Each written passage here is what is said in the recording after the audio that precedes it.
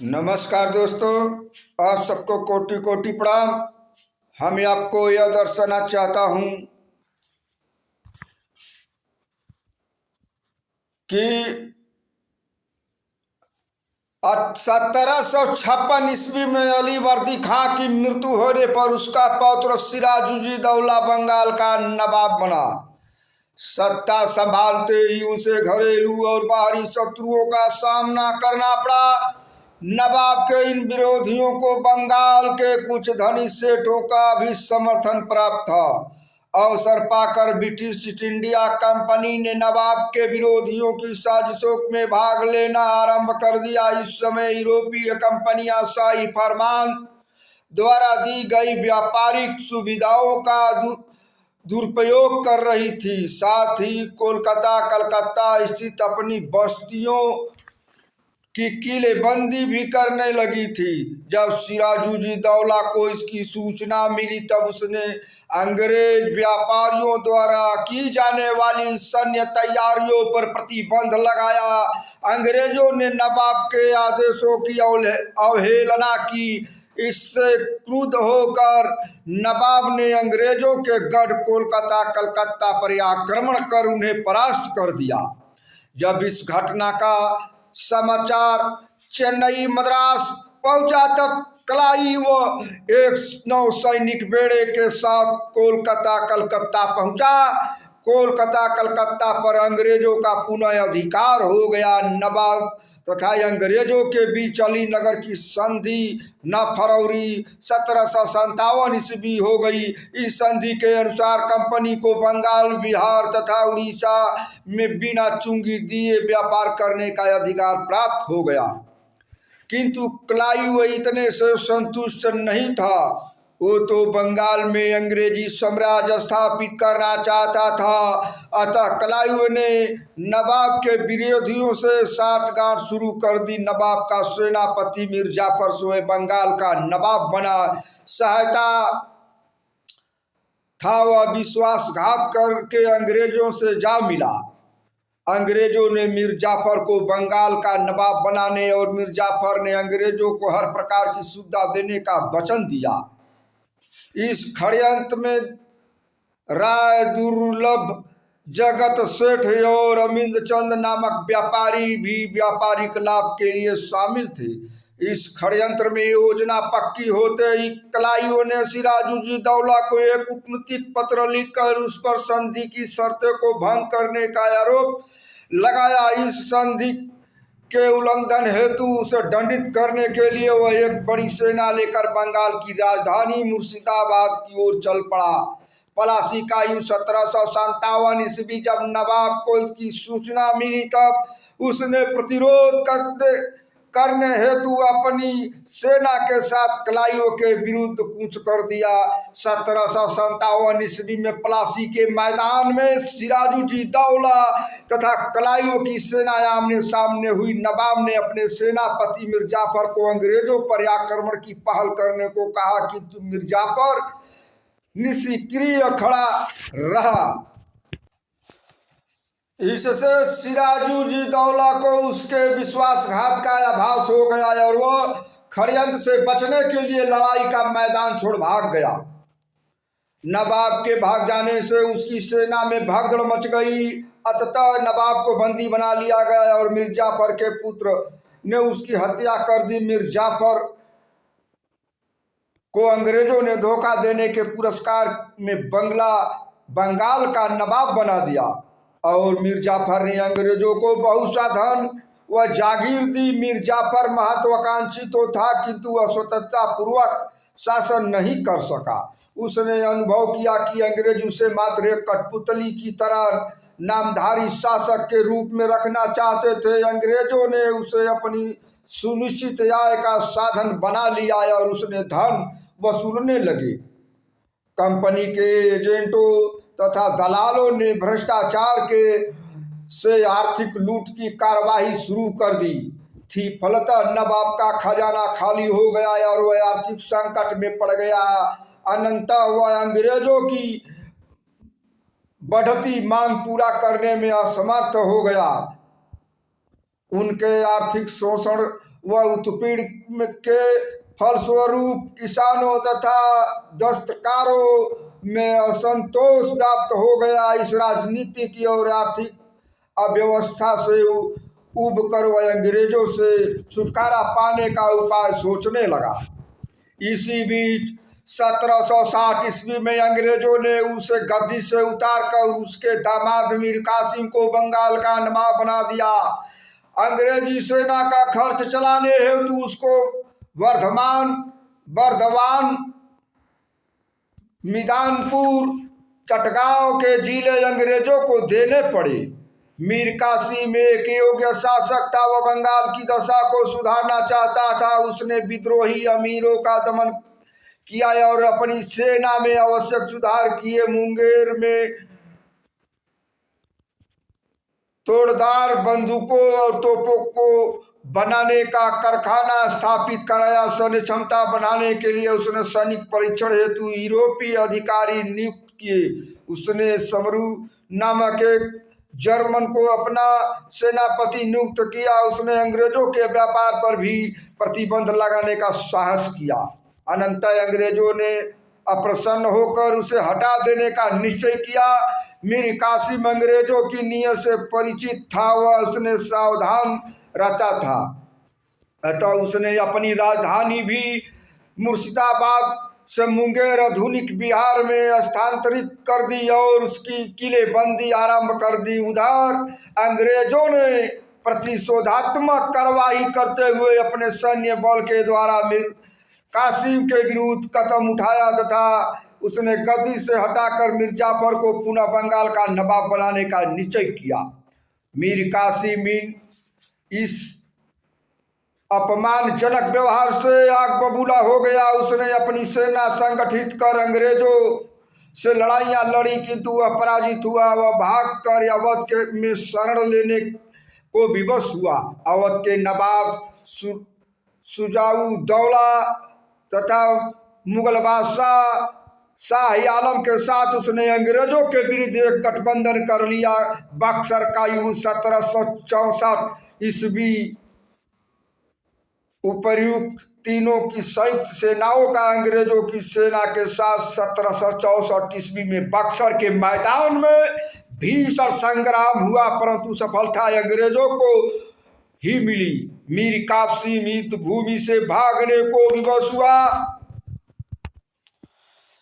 अंग्रेजों ने एक बार फिर मीर कासिम मीर जाफर को बंगाल का नवाब बना दिया। बक्सर के युद्ध का भारतीय इतिहास में बहुत महत्वपूर्ण है। अंग्रेजों की इस विजय से न केवल मीर कासिम की शक्ति छिन्न भिन्न हो गई, बल्कि अवध भी अंग्रेजों के सैन्य और राजनीतिक प्रभुत्व में आ गया। जहां प्लासी की जाती जीत ने अंग्रेजों की आर्थिक स्थिति मजबूत की, वहीं बक्सर की जीत ने अंग्रेजों के पैर भारत में और मजबूत कर दिए। बक्सर के युद्ध के बाद क्लाइव ब्रिटिश गवर्नर बनकर भारत आया। उसने मुगल बादशाह शाह आलम तृतीय और अवध के नवाब सुजाऊ दौला के साथ इलाहाबाद की 2 संधियां की। इन संधियों की शर्त थी चुंगी कर में छूट तथा सामानों को एक स्थान से दूसरे स्थान तक ले जाने की छूट, जिससे उनका सामान दूसरों से सस्ता हो। व्यापार में मनमानी करने, भारतीयों को अपना सामान सस्ता बेचने, कंपनी का माल महंगा खरीदने, प्रतिद्वंदी यूरोपीय व्यापारियों को बाहर रखने और कंपनी का व्यापार भारतीय राजाओं की नीतियों से स्वतंत्र रहकर जारी रखने के लिए मजबूर करना आदि, बंदरगाहों के पास किलेबंदी करने, पट्टे और प्राप्त स्थान प्राप्त प्रशासन चलाने तथा अन्य अपने साथ लाए हुए सोने चांदी से भारतीय सिक्के ढालने की अनुमति क्षेत्रीय शासक से प्राप्त करना। इसके बदले क्षेत्रीय राज्य को बंदरगाह से प्राप्त चुंगी का आधा हिस्सा राजा को देना। ब्रिटिश कंपनी भारत में राजनीतिक सत्ता स्थापित करने के लिए भारतीय राजाओं के साथ इन्हीं हथकंडों का इस्तेमाल कर बड़ी चतुराई के साथ अपना राज्य बढ़ाती रही। इस तरह एक ऐसा वक्त आया जब अंग्रेज भारत के राजाओं और नवाबों को हटाकर खुद शासन चलाने लगे। समय पर समय समय पर आवश्यकता अनुसार अपनी नीति में बदलाव, शर्तों को तोड़ना, भारतीय राजाओं पर आक्रमण, क्षेत्रीय राजनीतिक में दखल अंदाजी, राजाओं के साथ कुचक्र, फूट डालना, आपस में लड़ाना आदि तरीकों का निर्लज्जता पूर्वक प्रयोग करते रहे। अंग्रेजी शर्तों के अधीन क्षेत्रीय राजाओं का कोशिश खाली होता गया। उन्हें राज कार्य और विकास कार्यों को करना मुश्किल हो गया। राज्य की आमदनी अंग्रेजों के हिस्से में जाती रही और खर्च की जिम्मेदारी राजा उठाते रहे और राज्य में जनता की तकलीफें के लिए भी राजा जिम्मेदार ठहराए जाने लगे। इस स्थिति का कोई भी राजा विरोध नहीं कर सका क्योंकि उनमें अंग्रेजों के विरोध की शक्ति नहीं थी और न ही आपस में एकता थी। इस स्थिति का फायदा उठाते हुए अंग्रेज एक एक कर समस्त क्षेत्रीय शक्तियों को कमजोर कर कठपुतली की तरह नचाते और अपने अधीन करते रहे। अंत में प्रमुख रूप से अवध, बंगाल तथा दिल्ली के शासकों पर अपना अधिकार जमाया। मुगल बादशाह द्वारा दिए गए आदेशों को फरमान कहते थे। इन पर शाही मोहर लगी होती थी। भारत में कंपनी राज का विस्तार। जिस समय अंग्रेज भारत के उत्तर पूर्वी भाग में अपने साम्राज्य का विस्तार कर रहे थे, उसी समय दक्षिणी भारत के मैसूर, हैदराबाद तथा मराठा राज्य के शासक आपसी युद्ध में व्यस्त रहे थे। उसी समय दक्षिण भारत के मैसूर, हैदराबाद तथा मराठा राज्य के शासक आपसी युद्ध में व्यस्त थे। देश के शासक पराये अपनी सीमा के विस्तार या उत्तराधिकार के लिए संघर्ष थे। जो राजा या शासक अपने को कमजोर समझते हुए अंग्रेजों की शरण में चले जाते, जो शासक अंग्रेजों से मदद मांगने के लिए जाते, उन्हें अंग्रेज सैनिक मदद देते। अंग्रेज बदले में उस व्यक्ति से जीते हुए राज्य का कुछ भाग वह अन्य रियासतें ले लेते। भारतीय शासक अंग्रेजों के हाथ की कठपुतली बनकर रह गई।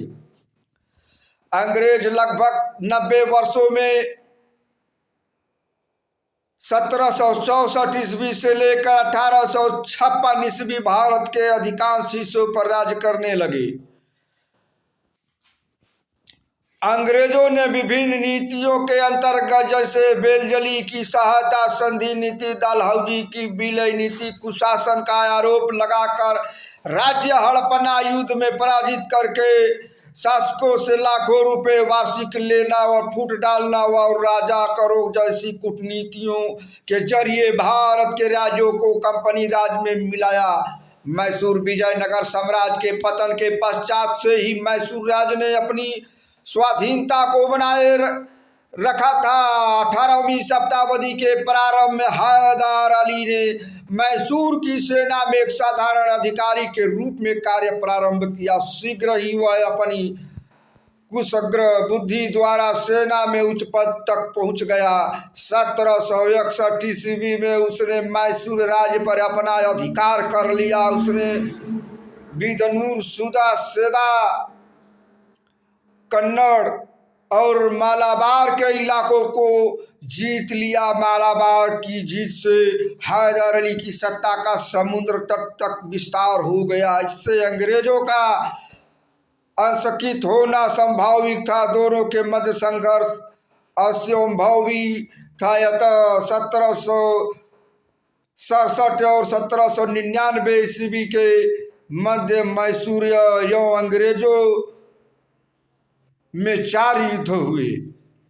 हैदर अली को आगे बढ़ने से रोकने के लिए अंग्रेजों ने हैदर अली के विरुद्ध निजाम, मराठों और कर्नाटक के नवाब का एक सम्मिलित मोर्चा बनाया, किंतु हैदर अली विचलित नहीं हुआ। उसने मराठों को धन देकर तथा निजाम को प्रदेश का प्रलोभन देकर अपनी ओर मिला लिया। इसके पश्चात उसने कर्नाटक पर आक्रमण कर दिया। 1.5 वर्ष तक युद्ध होता रहा। हैदर अली ने मद्रास चेन्नई को घेर लिया। 4 अप्रैल 1769 ईस्वी को हैदर अली तथा अंग्रेजों के मध्य संधि हो गई। इस संधि के द्वारा जीते हुए प्रदेशों को एक दूसरे को लौटा दिए गए तथा विपत्ति में एक दूसरे की सहायता करने का वचन भी दिया गया। 1771 ईस्वी में मराठों ने हैदर अली पर आक्रमण कर दिया, परंतु 1769 ईस्वी में हैदर अली एवं अंग्रेजों के मध्य संधि हुई।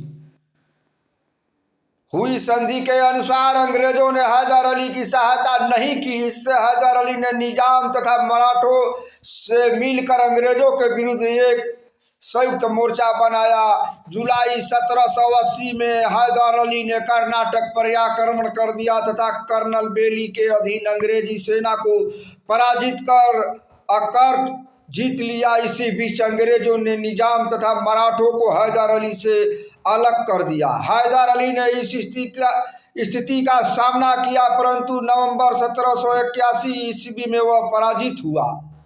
1782 ईस्वी में हैदर अली ने अंग्रेजों को बुरी तरह से हराया। 6 दिसंबर 1782 ईस्वी को हैदर अली की मृत्यु हो गई।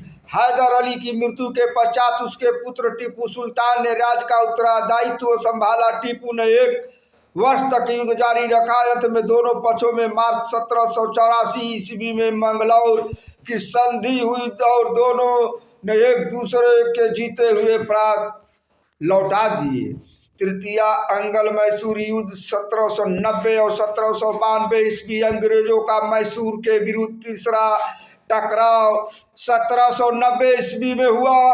टीपू कोचीन रियासत को अपने अधीन मानता था। त्रावणकोर के महाराजा ने डचों से कोचीन रियासत में स्थित जयकोटे तथा क्रगानूर मोल लेने का प्रयत्न किया था, जिसके कारण टीपू ने आक्रमण कर दिया। अंग्रेजों ने त्रावणकोर के राजा के पक्ष में टीपू पर आक्रमण किया। अंग्रेजी सेना बेल्लौर तथा अंबूर से होती हुई बंगलौर तक पहुंच गई, जिसे उसने मार्च 1791 ईस्वी में जीत लिया। अंग्रेजी सेना श्रीरंगपट्टनम तक पहुंच गई। अंग्रेजों ने कोयम्बटूर भी जीत लिया, परंतु शीघ्र ही वे पुनः उसे हाथ से खो बैठे। मराठा तथा निजाम की सहायता से उन्होंने पुनः श्रीरंगपट्टनम की ओर चढ़ाई की। टीपू ने इसका कड़ा विरोध किया। जब टीपू ने देखा कि युद्ध जारी रखना